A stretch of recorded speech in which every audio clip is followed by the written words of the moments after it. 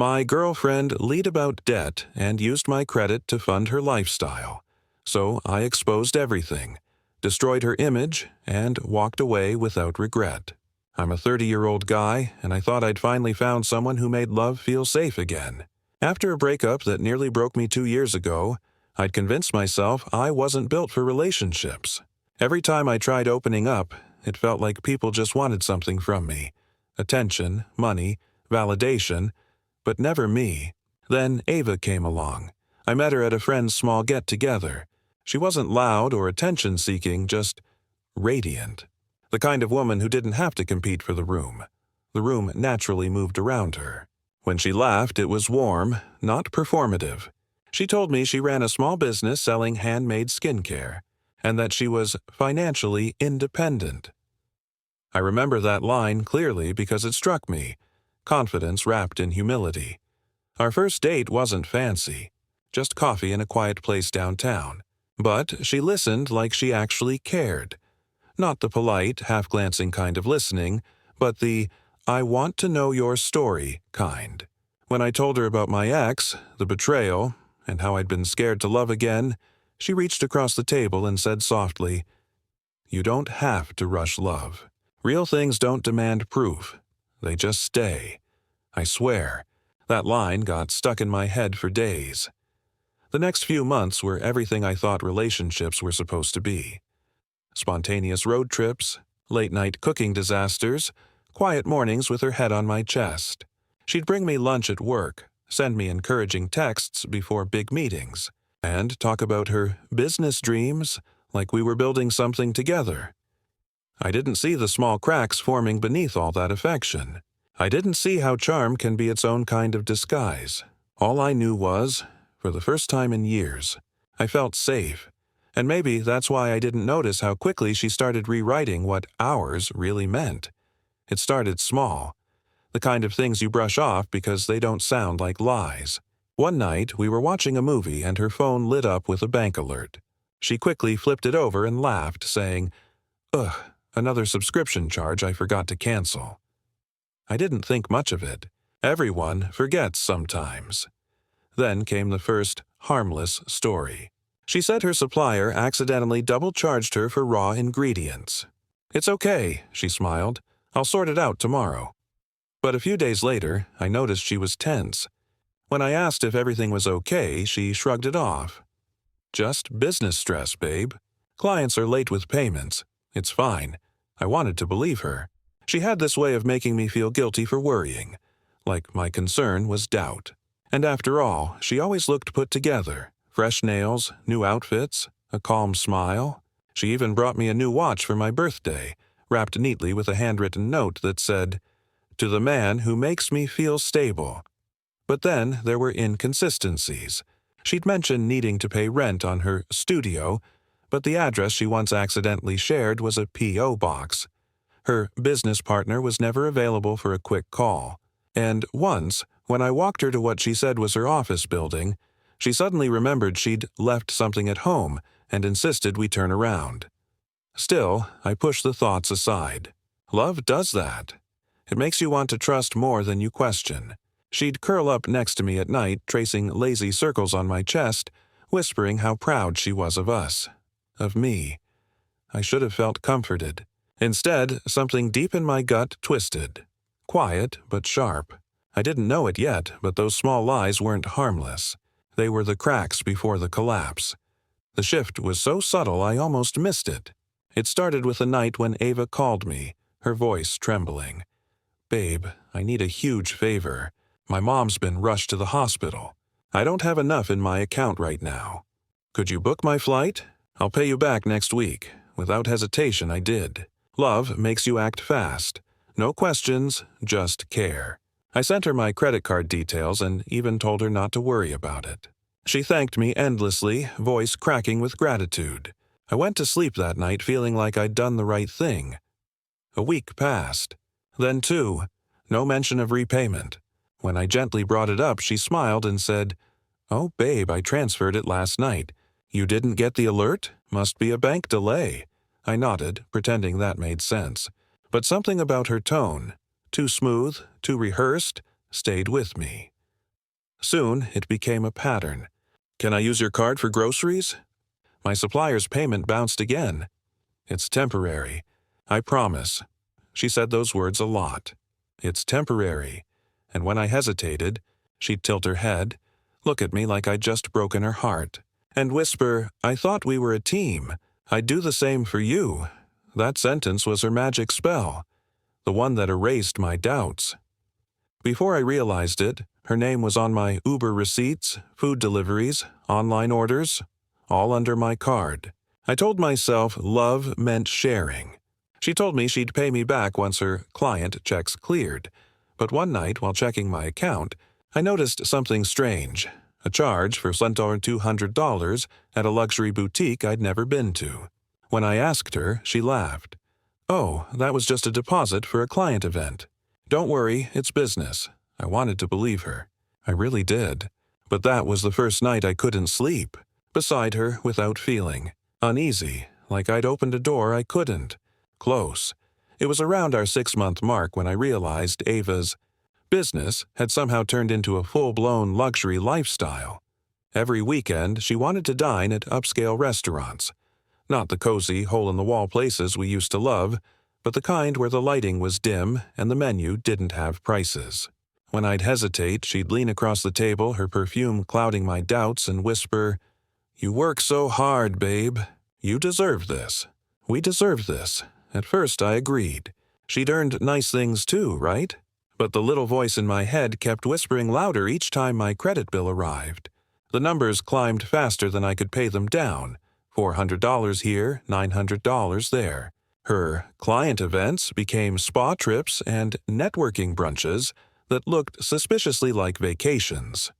Online, her social media transformed. Designer bags, new dresses, captions like, "Manifesting abundance with the one who believes in me most." And every photo had me in it, smiling, holding her hand, branded as part of her perfect life. I remember one night, staring at her phone while she showered. Notifications rolled in. "Payment confirmed. Luxury boutique, thank you for your purchase." I shouldn't have looked, but something inside me needed to. When I opened her email app, my chest tightened. Receipts for personal shopping, high-end jewelry, and spa packages, all under my card. When she came out of the bathroom, wrapped in her robe, I confronted her gently. "Ava, what's going on with all these charges?" She froze for half a second, just long enough to show fear, then smiled.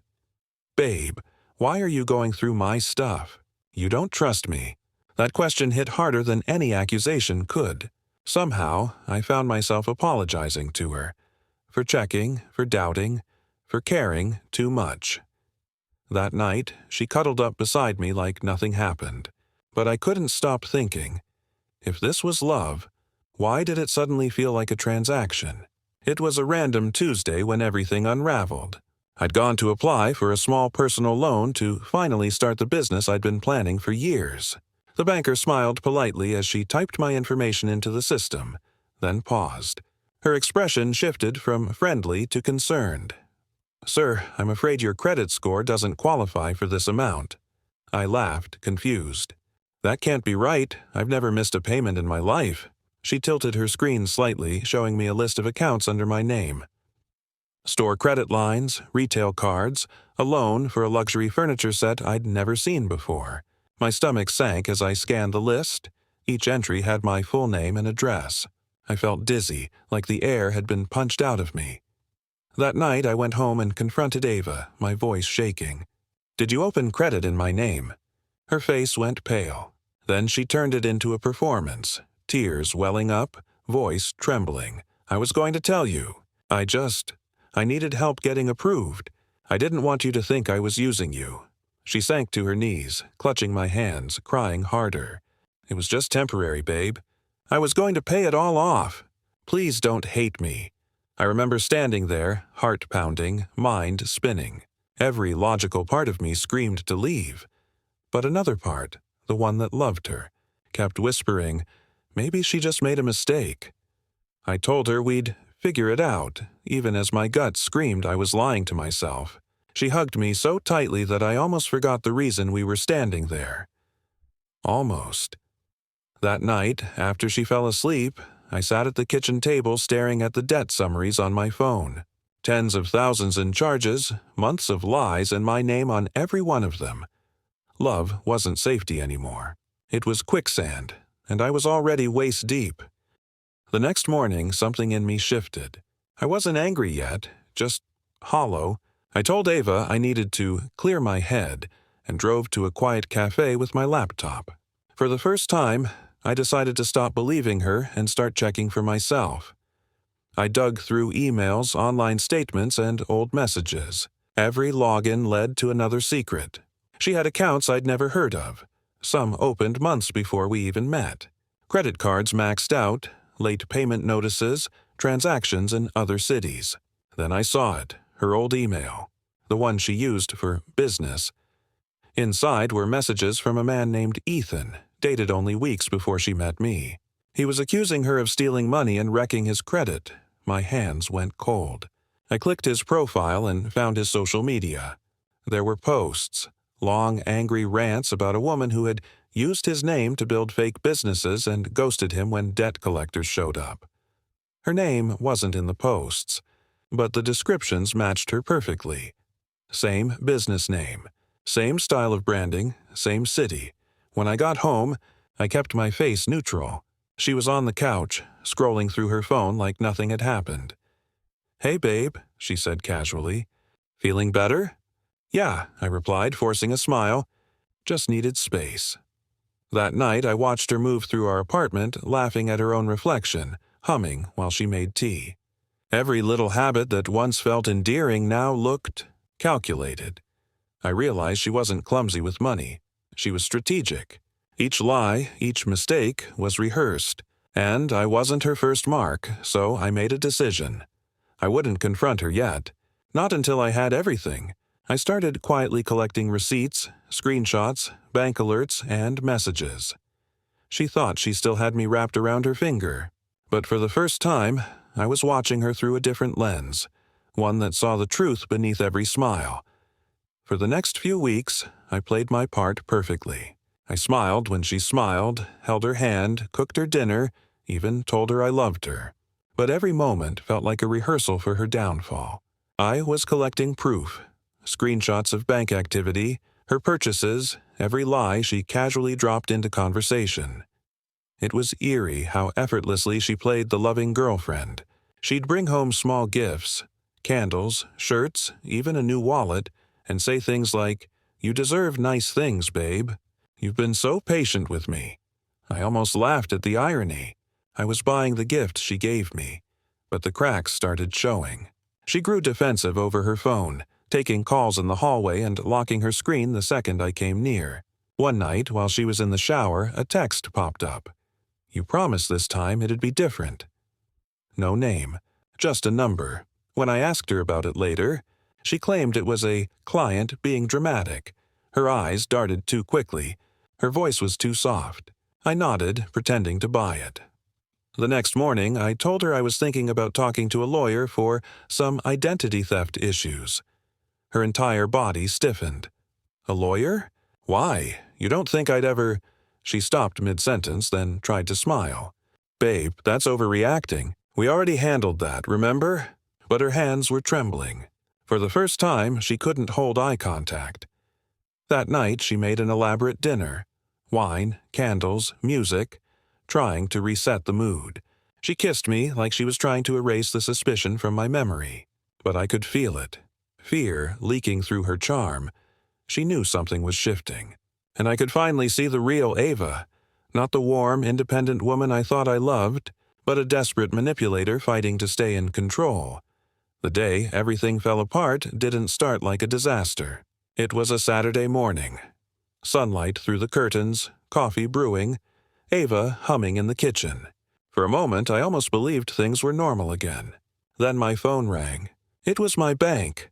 "Mr. Reynolds, we've detected unusual activity on your account. Were you aware of a $9,800 withdrawal this morning?" My heart stopped. I told them no. By the time I checked my account, the money was gone. My entire savings. every cent I'd been building to start my business. I stormed into the kitchen, the smell of coffee suddenly sickening. "Ava," I said, my voice cracking, "did you use my account again?" She froze mid-pour, then set the mug down slowly. "I had to," she whispered. "You don't understand. I'm being blackmailed.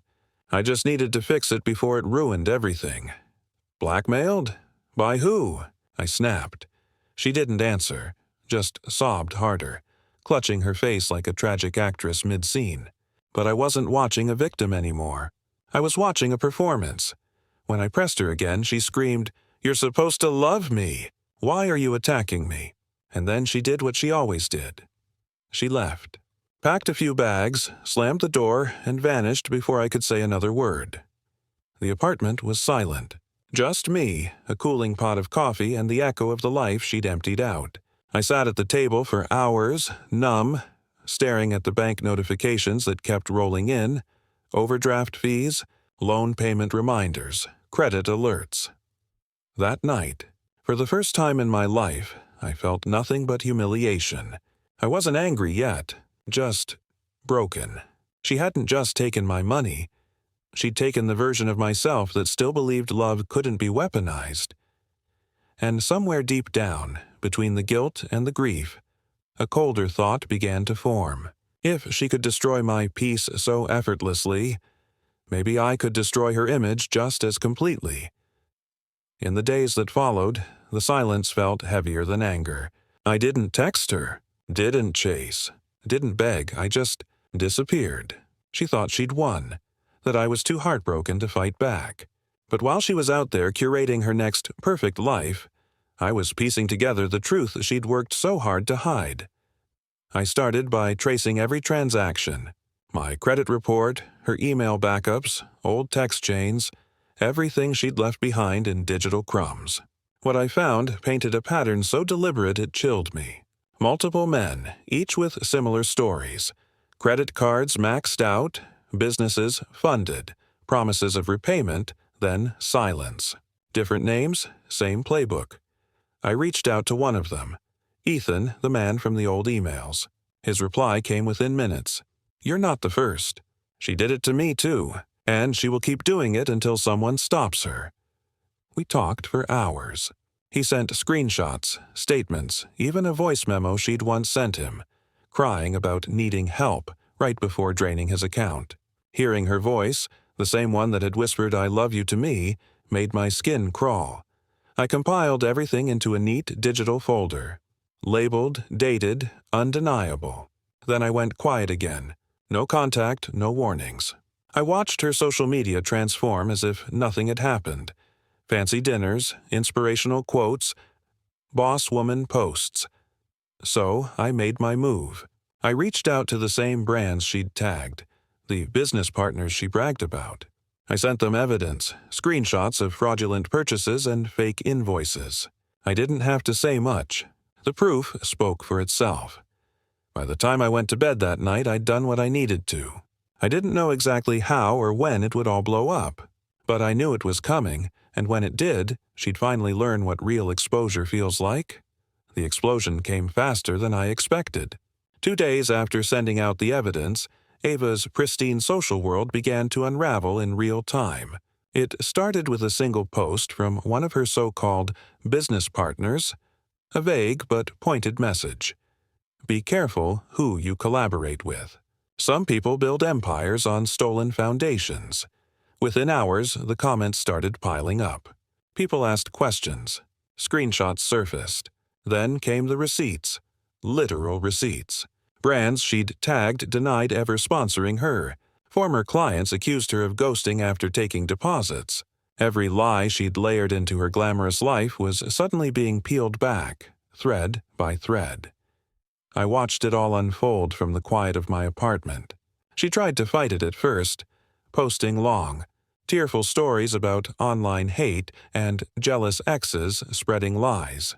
But every attempt at damage control only drew more eyes. More proof, more backlash. Her followers dropped like flies. Influencer friends distanced themselves overnight. One even commented, "Girl, just pay people back and stop pretending." That one went viral. By the end of the week, her brand accounts were gone. The luxury photos vanished. Her business page deactivated. It was like she was trying to scrub herself off the internet. But it was too late. The screenshots lived on, reposted by every drama page within miles of her audience. I didn't celebrate. There was no victory dance, no smug satisfaction. Just silence. Watching her crumble wasn't joy. It was justice. The same social spotlight she used to feed her lies had turned into her punishment. For the first time in months, my phone stopped buzzing with debt collectors and started filling with messages of support, even from strangers who'd seen the story unfold online. Ava always said the truth was subjective. Now the truth had its own hashtag. A few weeks passed before I saw her again. It was late afternoon when she showed up at my workplace. No makeup, no designer bag, no followers left to validate her existence. Just Ava, standing in the parking lot with red eyes and shaking hands. "Please," she said the moment she saw me. "Can we talk?" I didn't move. I just looked at her. The same woman who once convinced me that love was safety, now standing there stripped of her armor. She tried to cry her way through the conversation. Voice trembling. "I lost everything, okay? My accounts are frozen. My name's ruined. You don't understand what it's like to be hated by everyone." "I do," I said quietly. "You made sure of that." For the first time, she didn't have a comeback. Just silence. I handed her an envelope. The printed fraud report, along with copies of the credit statements she'd used my name for. Her face went pale. "You filed this?" "Yes," I said. "And I sent it to everyone who mattered." "It's not revenge, Ava. It's accountability." She broke down, knees hitting the pavement, whispering how she didn't mean to hurt me, how she just wanted to live beautifully. Her words were desperate, hollow, like a rehearsed apology that had lost its conviction. I let her cry. For once, I didn't interrupt. When she finally looked up at me, eyes swollen, I said softly, "You could have just been honest. You didn't need to destroy me to feel special." Then I walked away. No dramatic goodbye, no shouting. Just the sound of my footsteps echoing through the parking lot. The sound of closure she'd never give herself. That night, I deleted her number, blocked her accounts, and turned my phone face down. For the first time in a long time, I felt weightless. Not because I'd won, but because I was finally free. It's been 8 months since that day in the parking lot, and I can finally breathe again. My credit's repaired, the debt collectors stopped calling, and the chaos she left behind has slowly faded into something I can manage and learn from. Therapy helped more than I expected. At first, I went just to talk it out, but somewhere along the way, I realized how much of me I'd given away, trying to fix people who were never broken, just selfish. There are still moments when I catch myself flinching, at credit alerts or scrolling past photos of couples and wondering if they're real. But then I remember the peace that comes from knowing I don't owe anyone my blind trust again. Ava taught me that love without honesty is just manipulation dressed as romance. Sometimes mutual friends mention her in passing. They say she's working at a small boutique now, keeping her head down. A part of me hopes she learned something. But if I'm being honest, I don't need her redemption to validate my own healing. Her chapter in my story is over. One night, while clearing old emails, I found her first message, the one where she'd written, "You make me feel safe." I stared at it for a long time before deleting it permanently. It didn't hurt anymore. It just reminded me how far I'd come. I've rebuilt slowly. New job, new apartment, new peace. My therapist once said, "Survivors of manipulation often confuse chaos with love." She was right. What I mistook for passion was control. What I called forgiveness was fear of being alone. But now, when I wake up, there's no more guilt, no more wondering where my money or my heart went. There's just quiet, and the kind of safety that doesn't need to be earned, borrowed, or believed in. I bought back my freedom, one painful truth at a time. And this time, it's mine to keep.